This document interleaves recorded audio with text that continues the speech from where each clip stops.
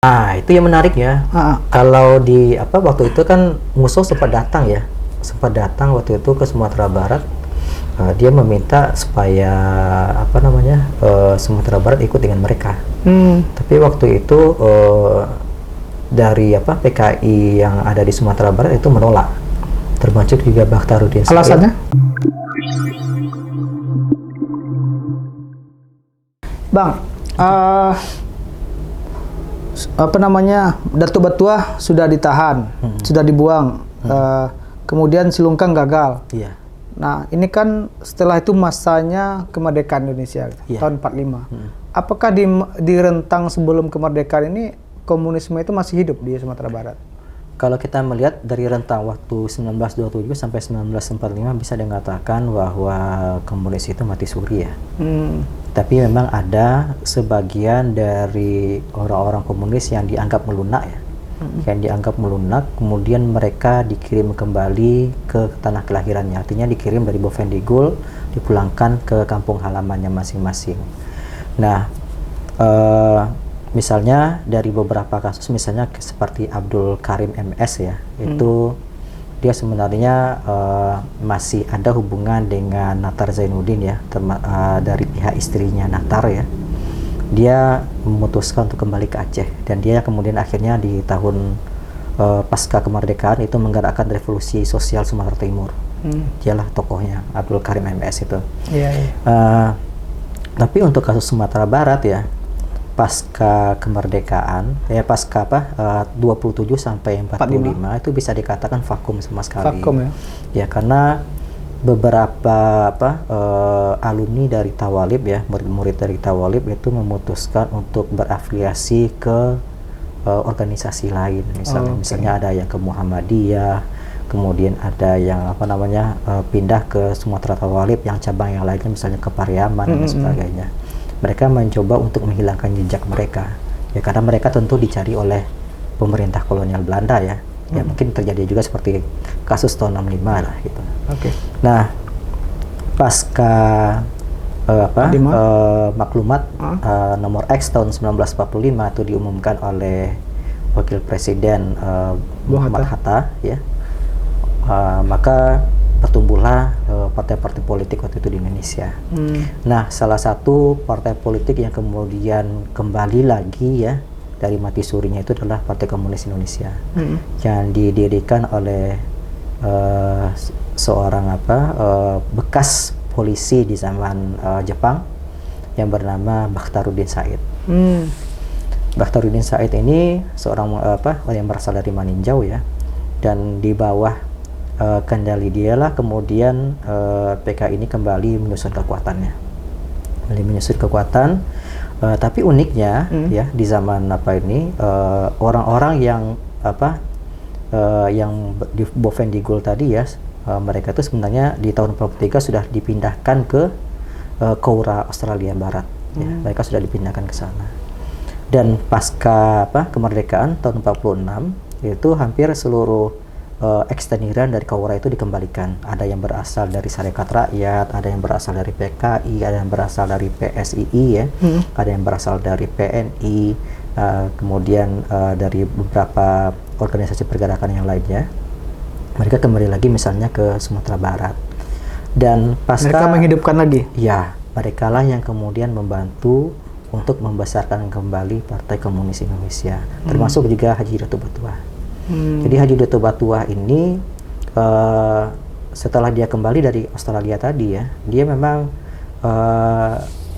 jadi langganan oleh kantor berita RRI Bukit Tinggi.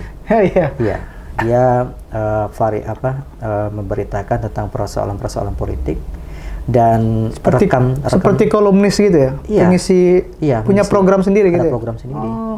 Jadi memang dia diminta oleh RRI untuk karena memang dia tahun 47 saya punya arsipnya, dia diangkat oleh Presiden Soekarno itu sebagai anggota dari KNIP, Komite Nasional Indonesia Pusat ya, atau dulunya sebagai DPR lah ya. Dia merupakan anggota KNIP yang berasal dari Sumatera Barat. Maka ketika Bung Hatta ya waktu itu sebelum agresi pertama, Bung Hatta itu datang ke Bukit Tinggi pasca wafatnya, tertembak matinya Bagindo Asiskan, wali kota Padang ya. Iya, wali kota Padang. Jadi Bung Hatta ini datang ke istana Bung Hatta ya, istananya di Bukit Tinggi, dan waktu itu sudah hadir pimpinan-pimpinan partai politik, termasuklah Haji Datu Batuah ini yang waktu itu sudah beralih kepemimpinannya dari Bakhtaruddin Said ke Haji Datu Batuah. Jadi dia yang memimpin lagi. Ya, dia langsung yang setelah dia kembali ke Sumatera Barat, dia langsung diserahkan pimpinan menjadi leader dari PKI itu sendiri. Dan Bung Hatta waktu itu berpesan supaya dibentuklah semacam forum yang bisa membawahi seluruh laskar-laskar perjuangan waktu itu. Karena di tahun pasca kemerdekaan itu ya, masing-masing partai politik itu punya laskar, seperti Masyumi punya Hizbullah misalnya, kemudian Sabilillah itu di bawah Majelis Islam Tinggi ya, dan lain sebagainya. Bung Hatta pengennya itu ada semacam forum yang bisa membawahi dari kekuatan-kekuatan tadi. Maka waktu itu ditunjuklah Haji Datu Batuah ini untuk memimpin rapat, siapa yang pantas untuk memimpin mereka waktu itu. Karena senior gitu ya? Ya, karena mereka dia dianggap sebagai partai komunis tua lah gitu, karena dia paling senior gitu. Akhirnya dari orang-orang yang hadir ya, Haji Datu Batuah yang pertama kali menyatakan Hamka misalnya, Hamka dari Masyumi. Akhirnya juga Khatib Sulaiman ya, yang waktu itu juga aktif di Partai Sosialis ya, itu juga menyatakan Hamka yang cocok katanya. Kemudian sampai kepada akhirnya kepada terakhir mereka meminta pendapat dari Ilyas Yaakob ya, yang juga pernah ditahan juga waktu itu di Bovendigul dan juga di Kaura Australia. Akhirnya Ilyas Yaakob menyatakan Hamka, silakan Hamka yang dijadikan sebagai ketua FPN.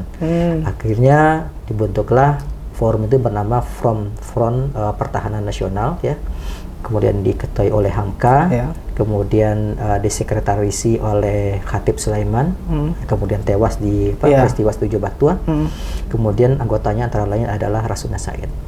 Yang hari akhirnya kita melihat bahwa sebenarnya persoalan antara komunis dan partai-partai yang lain ya pasca kemerdekaan sebenarnya sudah cair. Tidak ada persoalan ya. Tidak ada persoalan ya ketika walaupun berbeda-beda ideologi ya. Sampai ke agresi, nanti munculnya agresi militer kedua ya, dan kemudian pemerintah darurat Republik Indonesia, tidak ada persoalan antara partai-partai ini. Saat pemberontakan Madiun itu, apakah di Sumatera Barat mereka ikut? Nah, itu yang menarik ya. Kalau di waktu itu kan musuh sempat datang waktu itu ke Sumatera Barat, dia meminta supaya Sumatera Barat ikut dengan mereka. Tapi waktu itu dari PKI yang ada di Sumatera Barat itu menolak, termasuk juga Bakhtaruddin Said. Alasannya? Waktu itu menolak karena mereka tidak mau bergabung gitu dengan FDR yang akan didirikan oleh musuh waktu itu. Karena ini pemberontakan terhadap pemerintahan yang sah. Yang sah. Ya. Kalau dengan Belanda mereka setuju dulu ya? Ya, mereka setuju gitu. Tapi kalau ini karena sudah ada pemerintahan ya, mereka tidak setuju waktu itu untuk ikut dengan yang ada di Madiun gitu. Tapi waktu itu apakah komunis atau PKI di Sumatera Barat waktu itu juga besar kalau kita lihat secara di Indonesia? Kalau untuk di Indonesia tentu besar ya, tentu besar. Karena memang kalau kita melihat kekuatan mereka itu yang terbesar itu tentu di Jawa gitu. Tapi kalau untuk di Sumatera Barat sendiri, mereka kan kembali untuk membangun kekuatan mereka ya, ketika mereka tuh sempat lama kolaps gitu, antara 27 sampai tahun 45. Nah, setelah periode 48 itu, sepengetahuan saya, kemudian muncul gerakan bersama anti komunisme di Sumatera Barat yang didirikan oleh yang diketuai atau sekjennya itu Kolonel Dahlan Jambe. Nah, kenapa ini bisa muncul waktu itu?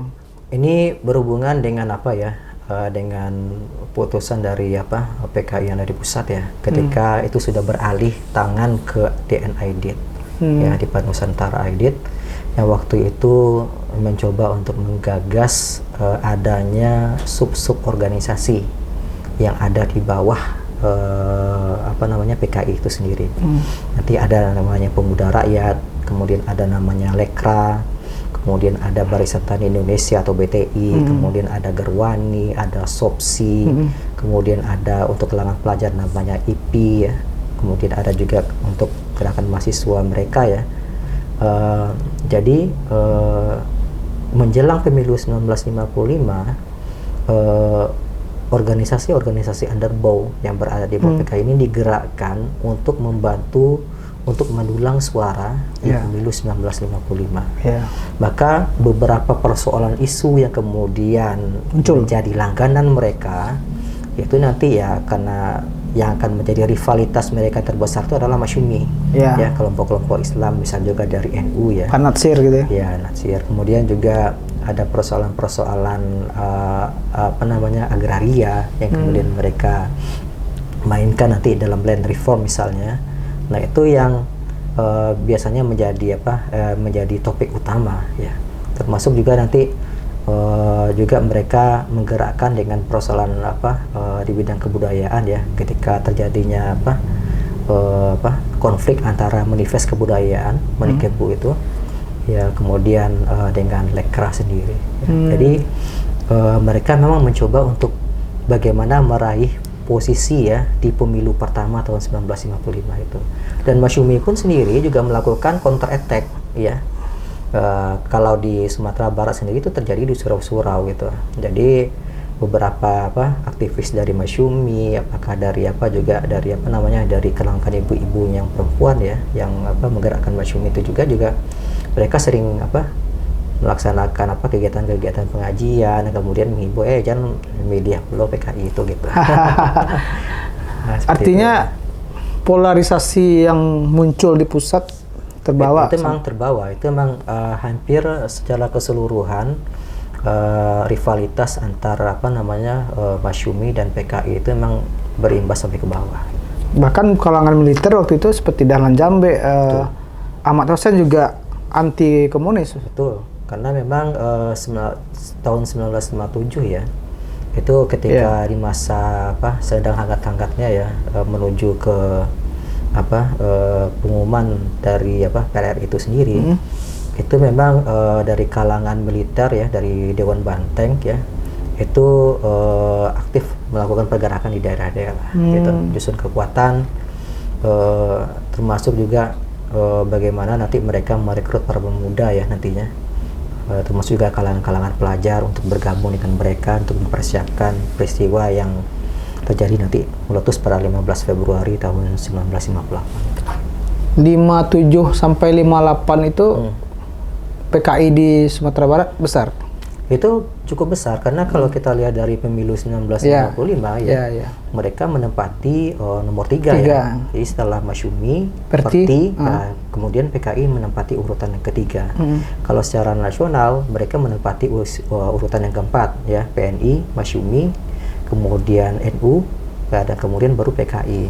Nah, kalau kita melihat bahwa disinilah kita bisa melihat bahwa sebenarnya Sumatera Barat sendiri itu sebenarnya berwarna, tidak hanya satu warna, tidak hanya menerima perbedaan ya, artinya tidak menafikan persoalan ideologi gitu. Karena bagi mereka kalau ya Islam, tapi ketika mereka melakukan gerakan dan menganut sebuah ideologi, mereka tentu akan berbeda-beda. Tapi menarik juga itu Bang, hasil 55 itu. PKI dapat posisi ketiga ya, walaupun tetap kalah di bawah Masyumi. Betul. Apa jualan mereka waktu itu? Ya, tentu jualan mereka lebih aktif ke ke pelosok-pelosok nagari ya. Termasuk juga nagari-nagari yang sentralnya itu adalah agraria ya, agraris terutama, yang mereka mendekati biasanya kalangan-kalangan dari menengah ke bawah. Dan dengan organisasi sayap yang banyak tadi ya. Betul. Bahkan pasca PRRI ya, setelah PRRI itu selesai tahun 1961 ya, dan kemudian dari organisasi-organisasi underbow tadi seperti Pemuda Rakyat, Lekra ya, kemudian Gerwani, mereka tuh aktif untuk bergerilya ke rumah-rumah. Mereka mengajak door to door kalau sekarang ya. Door to door. Mereka itu mengajak apa namanya ibu-ibu ya yang sudah ditinggalkan oleh suaminya yang yang lari ke Rimbo ya. Maijo ya Maijo. Nah, jadi mereka itulah yang disasar oleh mereka untuk diajak misalnya ke Lekra, mengikuti program-program Lekra atau mengikuti kegiatan-kegiatan yang dilakukan oleh pemuda rakyat. Tapi kalau dari hasil yang pernah saya telusuri ya, dari riset yang saya lakukan, itu sebenarnya program yang mereka sodorkan itu lebih kepada bagaimana mengajarkan ibu-ibu ini ya, terutama anak mereka itu untuk tulis baca. Karena memang di tahun 50-an itu sampai nanti pecahnya Gestapo itu masih rendah angka tulis baca itu yang bisa melek melek tulis baca itu masih rendah itu. Itu salah satu yang mereka gas, termasuk juga nanti mengajarkan pada anak-anak mereka tentang kesenian dan lain sebagainya. Nah, ini periodisasi pasca periode ini dalam bacaan saya sangat menarik gitu. Mungkin ini juga menjadi dasar bagaimana gerakan terhadap komunisme di Sumatera Barat waktu itu gitu. Yang setahu saya peristiwa yang paling hangat itu adalah tewasnya Kolonel Dahlan Jambe, putra Syekh Ulama Besar Muhammad Jamil Jambe. Mungkin bisa dijelaskan peristiwa kondisi saat itu, Bang? Jadi ini sebenarnya kan peristiwa di akhir PRRI ya. Jadi ketika PRRI itu sudah mulai terdesak ya di Sumatera Barat, mereka akhirnya mencoba untuk menarik diri ke daerah Pinarik ya, ke daerah perbatasan antara Sumatera Barat dengan Sumatera Utara.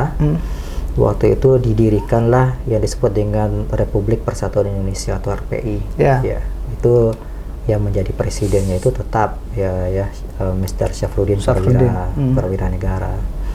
Tapi tiba-tiba Kolonel Ahmad Hussein ya yang mengawali untuk menggadang-gadang ya konflik dengan pusat tadi, itu menyatakan balik ya pangkuan Ibu Pertiwi katanya. Dan kemudian ini yang orang-orang yang ada di Pinarik ini merasa terkhianati gitu.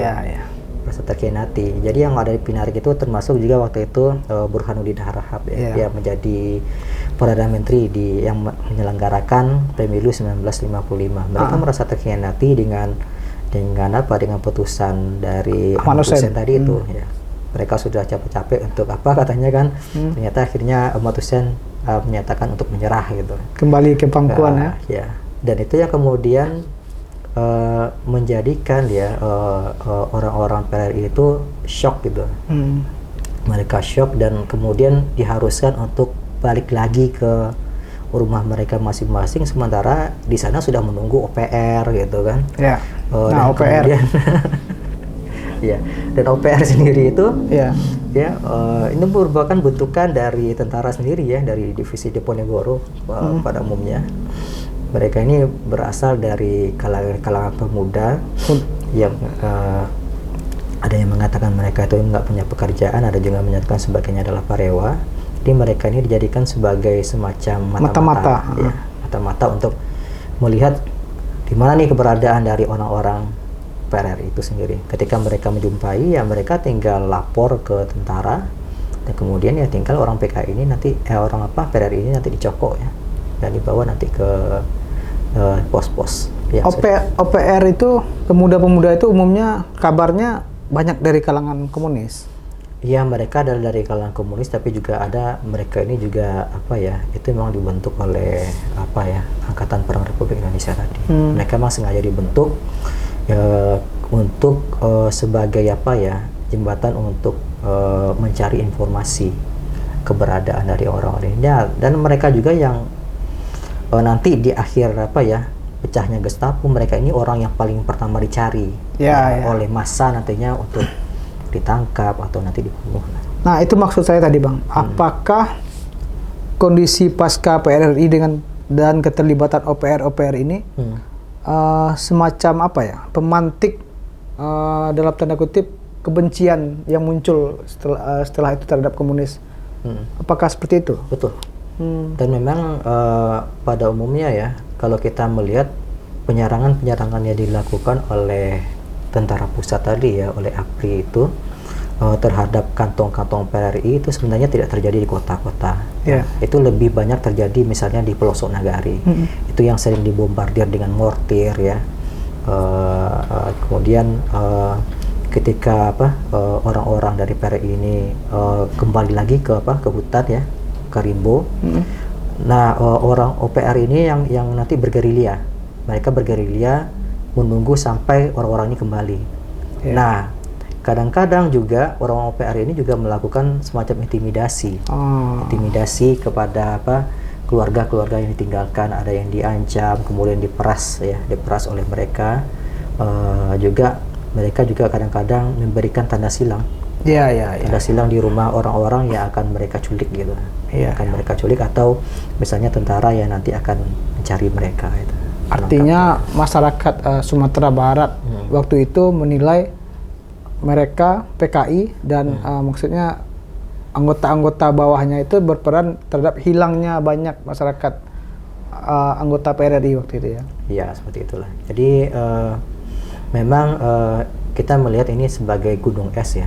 Sebagai sebuah gunung es menjelang Gestapo itu meletus, karena memang masing-masing kekuatan sebenarnya terluka. Kita melihat 1958 1961 orang-orang yang berada di bawah underbownya PKI yang kita sebutkan tadi itu berada dalam posisi mereka ketakutan.